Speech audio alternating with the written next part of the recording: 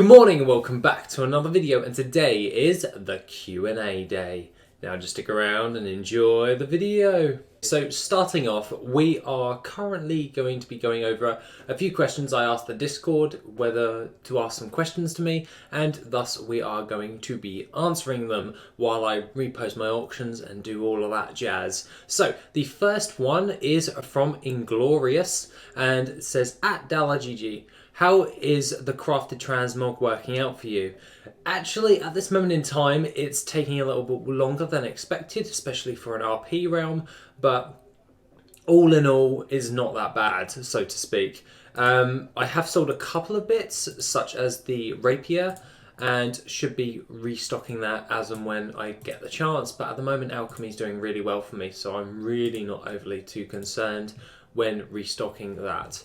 But other than that, a few other things, like mainly the different types of transmog you get from being exalted with the Thorian Brotherhood, the ones that I found in the Grim Guzzler.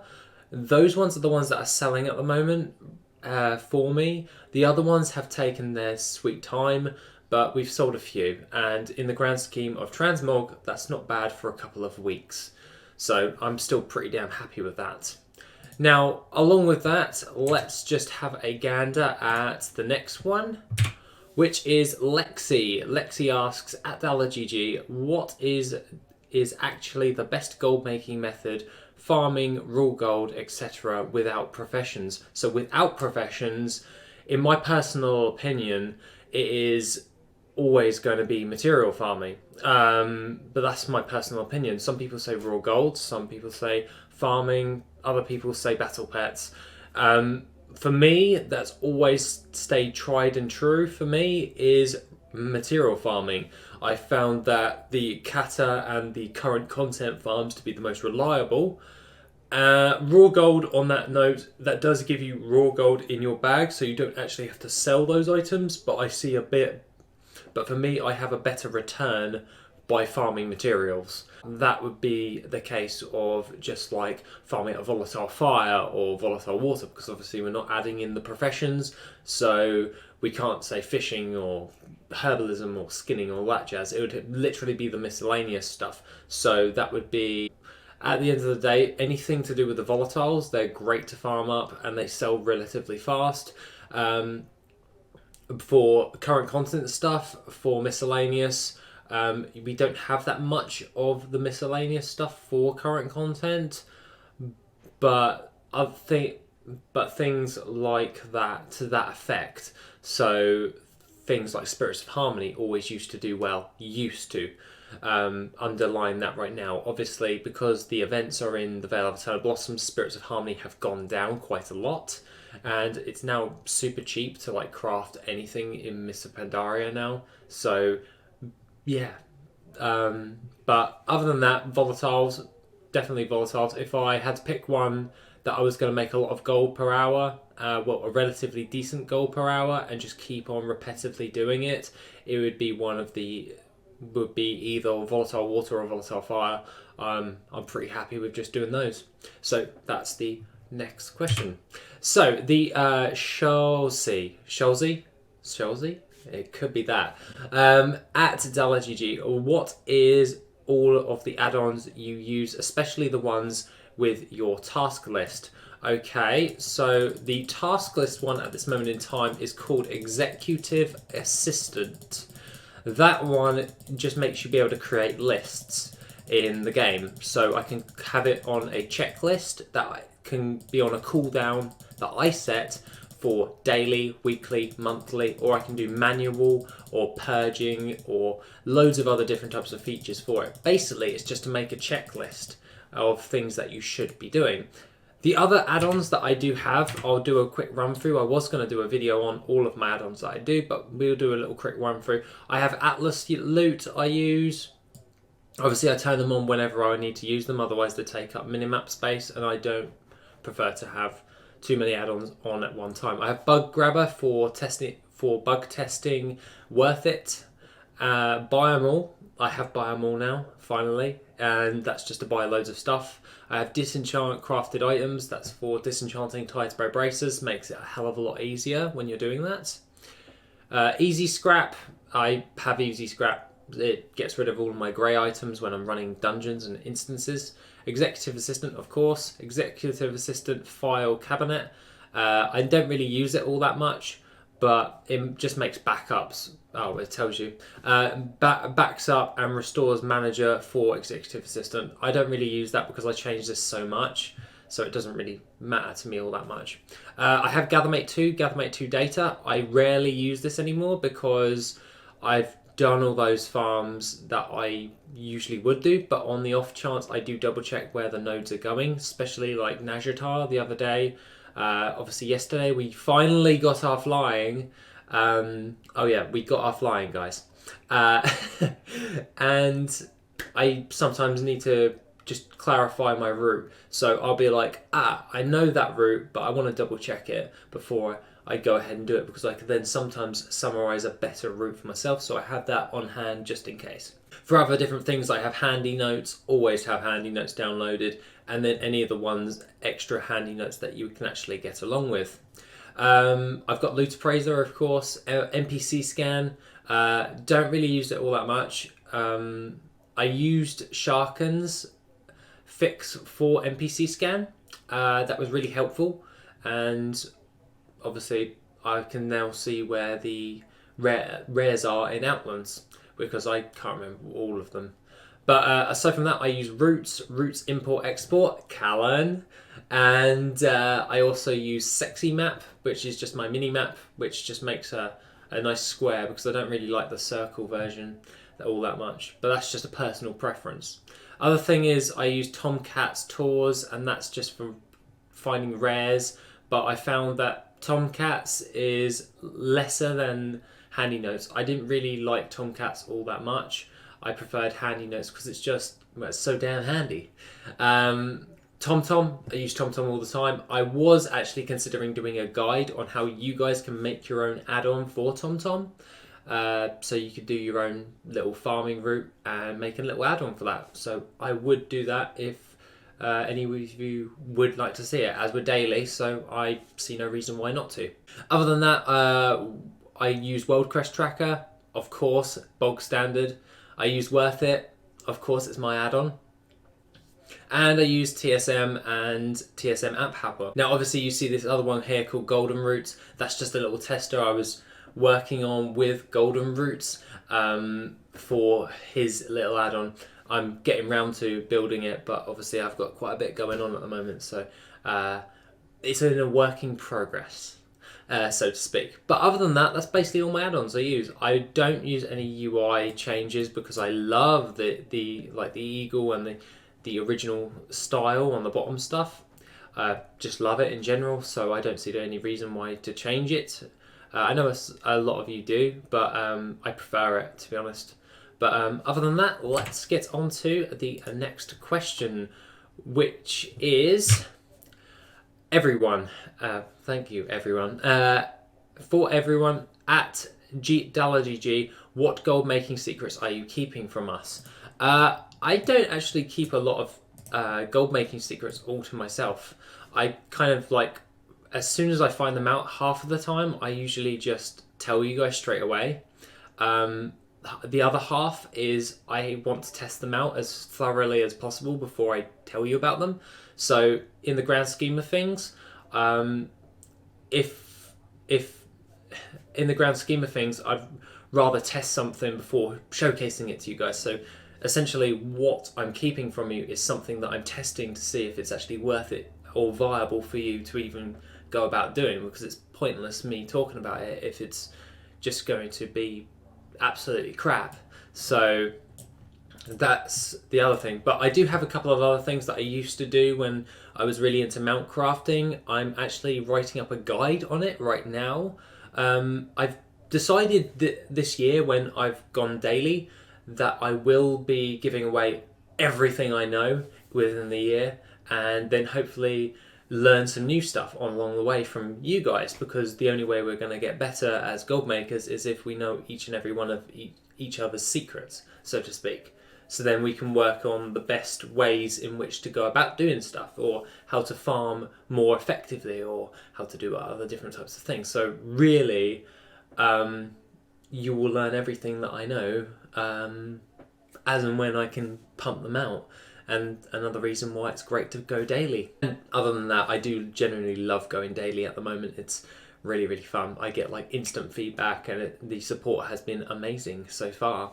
So yeah, thank you everyone. The next question is from Pagios. I never know how to say your name. Pagios. Can I say Pagios? I'm going to say Pagios. At DalaGG. Do you think using a spreadsheet is better to keep track of what you're doing, or do you just go with the flow, so to speak? I see what you did there. When it comes to spreadsheets, I do use a few spreadsheets, but half the time when it comes to the spreadsheets, I can usually just make up a TSM custom price source and then shove that into my TSM instead.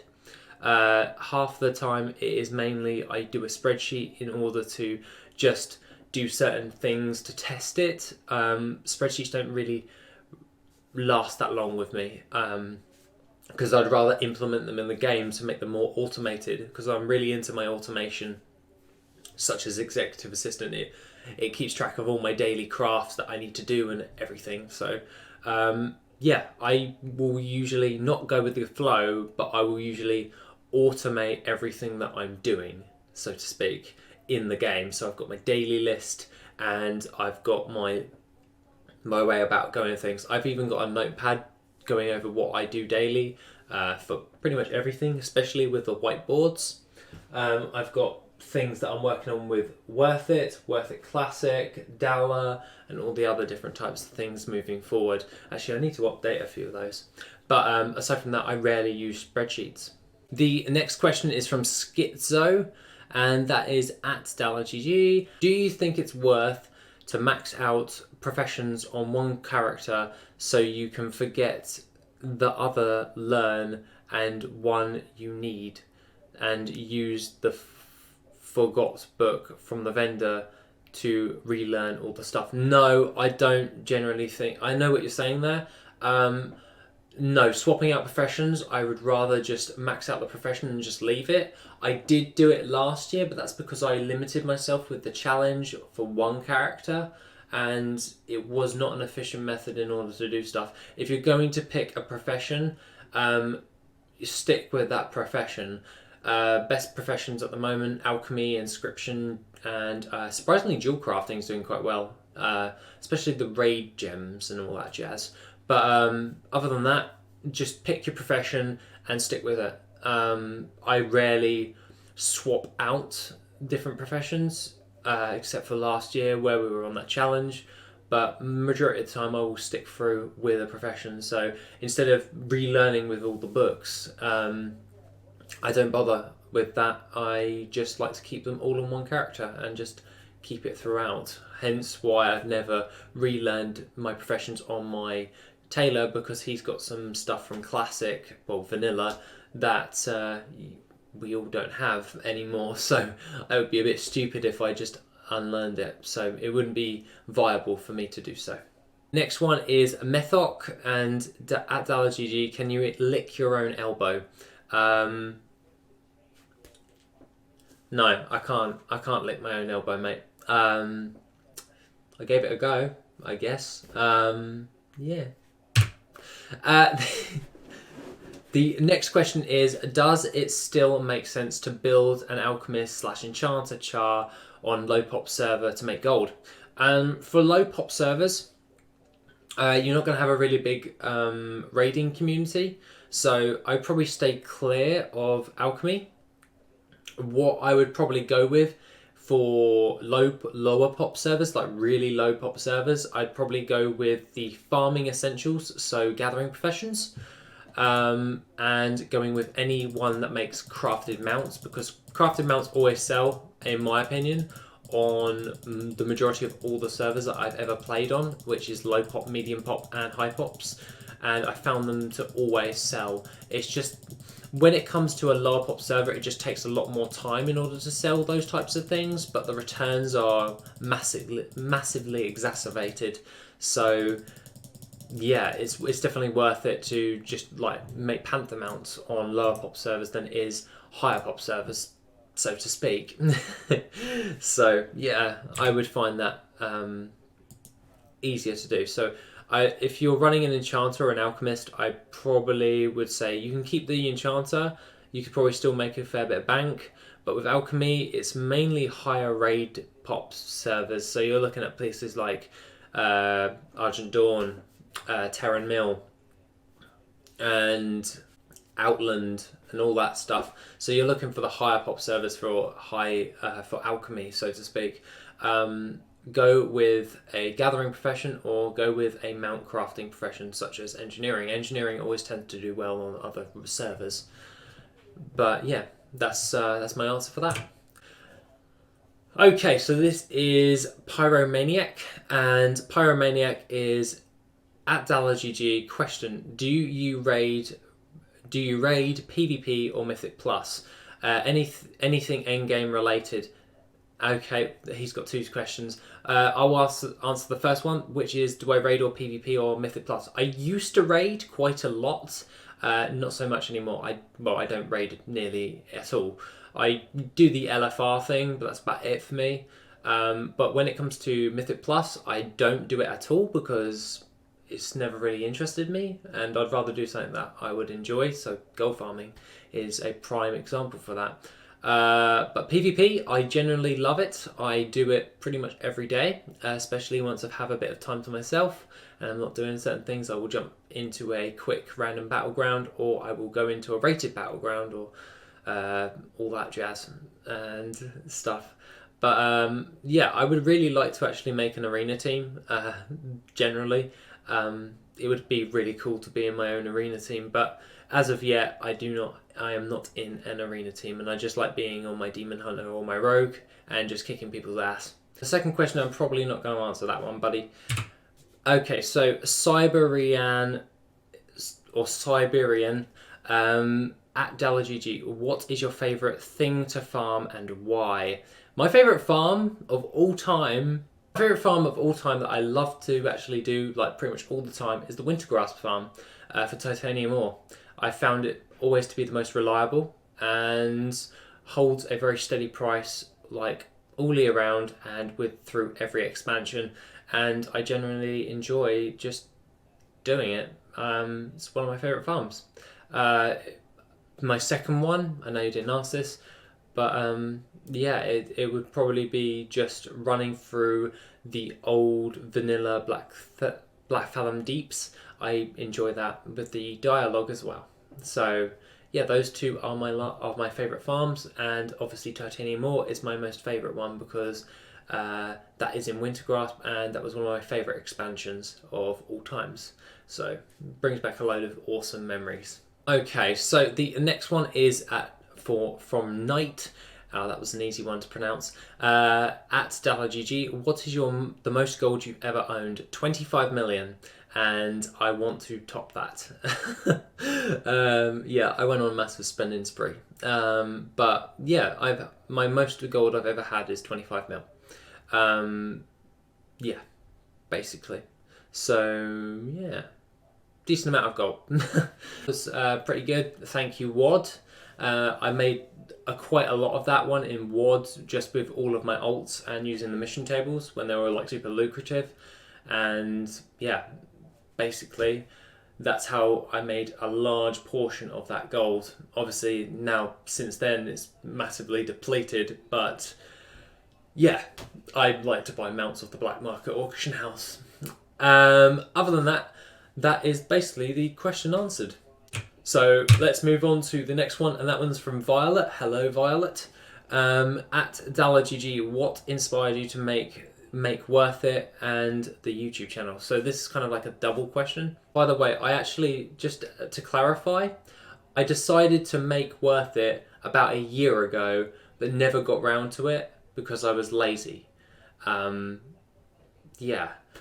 Now I was like, so October time last year when I released it on the 21st of October 2019, I released Worth It to the world. Basically I just decided, right, this is what's going to happen. I've got it written down. I had it in my notebook for months and months and months. I said, screw it, I'm just going to make it.